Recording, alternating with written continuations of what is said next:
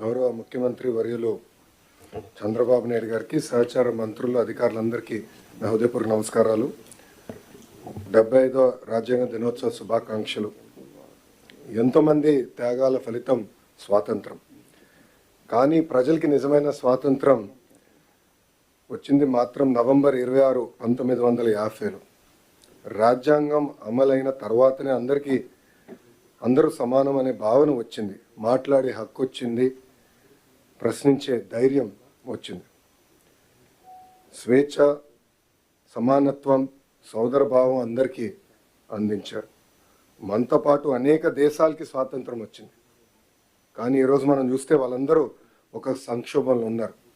కానీ భారతదేశమే ఒక సూపర్ పవర్గా ఎదిగింది. దానికి కారణం మన రాజ్యాంగం. అనేక కులాలు, భాషలు, ప్రాంతాలు ఎన్నో సంక్షోభాలు ఎదుర్కొన్న ఈరోజు మనందరం ఒకే దేశంగా నిలబడ్డామంటే దాని గొప్పతనం మన రాజ్యాంగం. ఈ సందర్భంగా రాజ్యాంగం రూపకర్తను మనం స్మరించుకోవాల్సిన అవసరం ఉంది. రాజ్యాంగం కమిటీ అధ్యక్షుడిగా డాక్టర్ బిఆర్ అంబేద్కర్ గారు చేసిన కృషి ఒక చరిత్ర. సామాన్య దళిత కుటుంబంలో పుట్టి దేశానికి స్వేచ్ఛ, ప్రజలకి ప్రాథమిక హక్కులు, రక్షణ కల్పించిన గొప్ప వ్యక్తి డాక్టర్ బిఆర్ అంబేద్కర్ గారు. రాజ్యాంగం దుర్వినియోగం జరిగితే రాజ్యాంగాన్నే నేను కాల్చుతానని ధైర్యంగా చెప్పిన వ్యక్తి డాక్టర్ బిఆర్ అంబేద్కర్ గారు.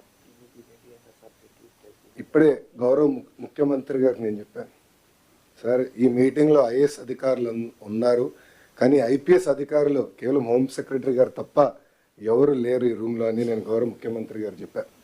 ఇది ఎందుకు చెప్పానంటే గడిచిన 5 సంవత్సరాలు రాజ్యాంగం విలువేంటో తెలుసుకున్న మొదటి వ్యక్తిని నేను చదువుకున్నప్పుడు రాజ్యాంగం గురించి మాట్లాడేవాళ్ళం, నేర్చుకున్నాం. కానీ రాజ్యాంగం విలువేంటో నేను ఈ పుస్తకం పట్టుకుని పాదయాత్ర చేస్తాం జరిగింది. నేను ఆ రోజు అధికారులతో మాట్లాడేటప్పుడు కూడా ఎక్కడ మార్కింగ్ చేశానో ఆ మార్కింగ్ కూడా ఇప్పటికీ అట్లనే ఉంది.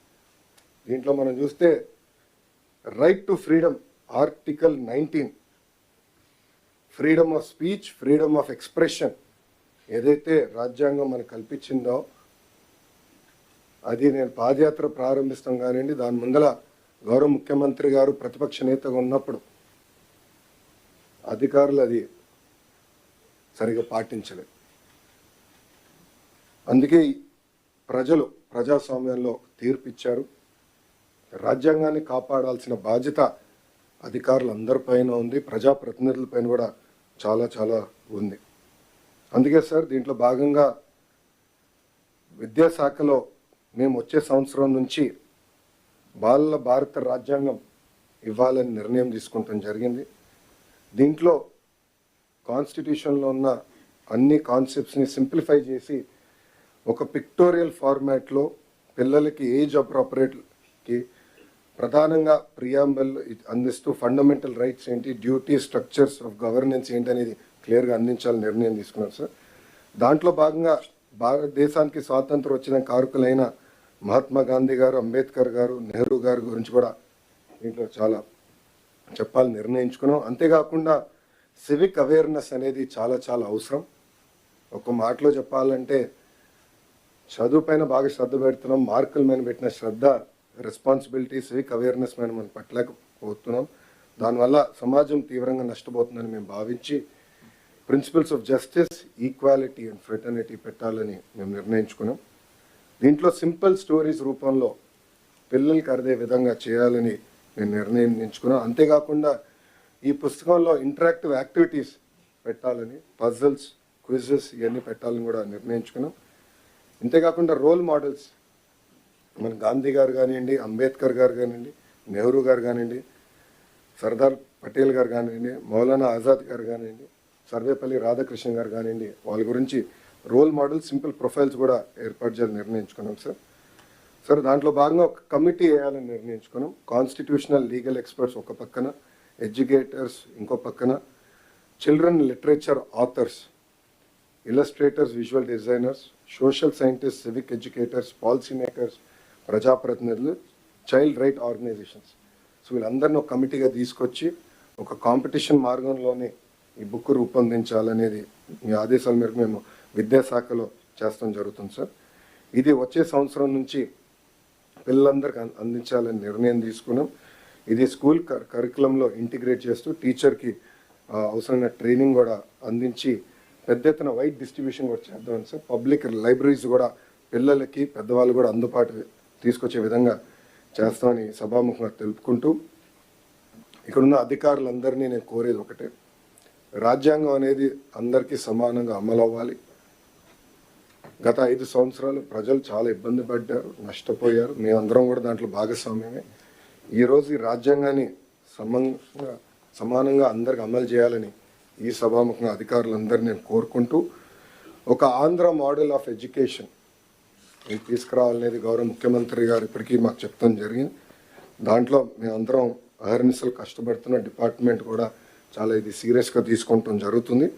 దాంట్లో భాగంగా పిల్లలకి బాల రాజ్యాంగం అనేది అమలు చేయాలని నిర్ణయం తీసుకున్నానని సభాముఖం మీ అందరు తెలుపుకుంటూ, రాజ్యాంగంలో sir we the people of India అంటారు. నేను I truly believe that we must also recognize that we the children of India. ఎందుకంటే పిల్లలే మన భవిష్యత్తు, పిల్లలే మన సంపద. రాబోయే దశాబ్దాలు దేశం అగ్ర దేశంగా ఎదగాలి, నంబర్ 1గా ఎదగాలంటే ఇప్పుడు మన పిల్లలపైన ఆధారపడి ఉంటుంది. దీనికోసం అందరం భాగస్వామ్యం అవ్వాలి. ఈ కార్యక్రమాన్ని జయప్రదం చేయాలని ఈ సభాముఖంగా కోరుకుంటూ మీ అందరి నుంచి సెలవు తీసుకుంటున్నా. అందరికీ నమస్కారం. జై హింద్. రాష్ట్ర వ్యాప్తంగా 75వ రాజ్యాంగ దినోత్సవ వేడుకలు ఘనంగా జరుగుతున్నాయి. ఈ వేడుకలను వైభవంగా నిర్వహించాలని రాష్ట్ర ప్రభుత్వం నిర్ణయించింది. 1949 సంవత్సరం నవంబర్ 26వ తేదీన ఇండియాను అడాప్ట్ చేసుకుంది. 1950 నవంబర్ 26 నుండి భారత రాజ్యాంగం అమల్లోనికి వచ్చింది. అమల్లోనికి వచ్చిన నవంబర్ 26వ తేదీకి 75వ వసంతాలు పూర్తి అవుతున్న సందర్భంగా రాజ్యాంగ దినోత్సవ వేడుకలు రాష్ట్ర వ్యాప్తంగా ఘనంగా నిర్వహించాలని ప్రభుత్వం నిర్ణయించింది. రాజ్యాంగ దినోత్సవం సందర్భంగా మంత్రి నారా లోకేష్ అందరికీ శుభాకాంక్షలు తెలిపారు. ప్రపంచంలోనే అతిపెద్ద ప్రజాస్వామ్యంలో ఉన్న మన దేశంలో భిన్నత్వంలో ఏకత్వమని, ప్రజల హక్కుల పరిరక్షణ, ప్రజాస్వామ్య స్ఫూర్తిని కాపాడడంలో భారత రాజ్యాంగందే కీలక పాత్ర అని వ్యాఖ్యానించారు.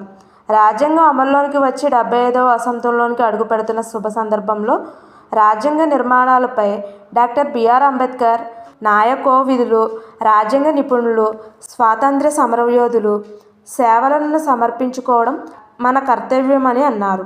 వచ్చే విద్యా సంవత్సరం నుంచి constitution of India for children పేరుతో ప్రత్యేకంగా ఒక పుస్తకం రూపొందించి అందించబోతున్నామని చెప్పారు. ప్రాథమిక హక్కులు, ఇతర అంశాల గురించి విద్యార్థి దశ నుండి సులభంగా అర్థమయ్యేలా చేయడమే ఈ పుస్తకం లక్ష్యమని మంత్రి నారా లోకేష్ వెల్లడించారు.